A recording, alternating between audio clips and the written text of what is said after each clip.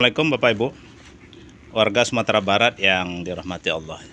Beberapa hari yang lalu, tepatnya hari Selasa kemarin, saya diundang oleh anggota DPD RI dalam sebuah acara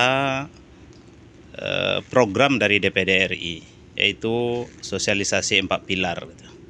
Saya diamanahkan menyampaikan materi tentang adat bersandi syarak bersandi kitabullah dalam perspektif Undang-Undang 17 tahun 2022 gitu.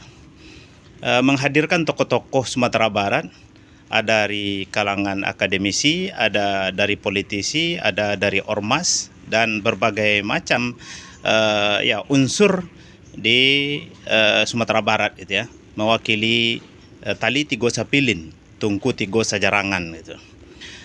Sangat antusias ya tokoh-tokoh Sumatera Barat waktu itu. Setelah saya menyampaikan analisa tentang ABS SBK, adat bersandi syarak bersandi kitabullah dalam perspektif Undang-Undang 17 tahun 2022, banyak sekali pertanyaan yang muncul.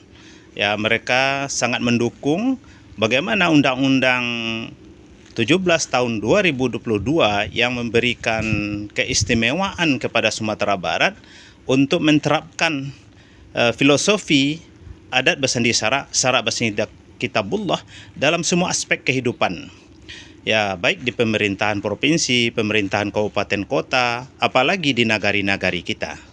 Oleh sebab itu, ya saya memang dalam analisa disertasi temuan disertasi saya tentang ABS SBK ini memang sangat-sangat strategis ya untuk kita pahami Undang-Undang 17 tahun 2022 ini dan segera untuk kita wujudkan, kita implementasikan dalam kehidupan masyarakat Sumatera Barat.